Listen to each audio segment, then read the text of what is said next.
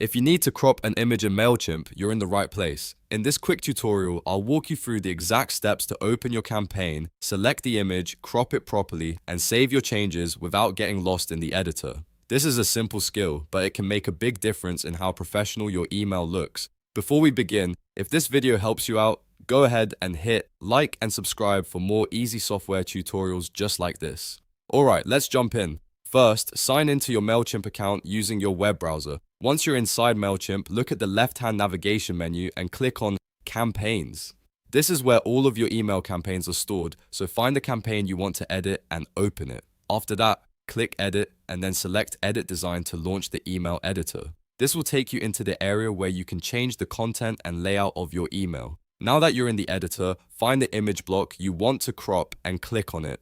Once the image is selected, Mailchimp will show you the editing options for that specific image. This is important because you want to make sure you're editing the correct block before making changes. Next, look for the crop option in the image editor and click it. As soon as you do that, a crop box will appear over your image. This crop box controls which part of the image will remain visible in your email. Now you can adjust the crop area by dragging the edges or corners of the box. If you want a tighter crop, make the box smaller. If you want to show more of the image, expand it carefully. You can also drag the image itself within the crop box to reposition it exactly where you want it.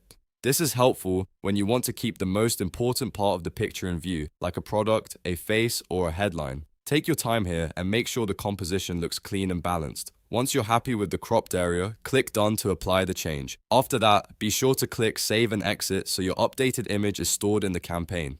That final save step is important because without it, your crop may not carry over when you leave the editor. And that's it. You've successfully cropped an image in Mailchimp.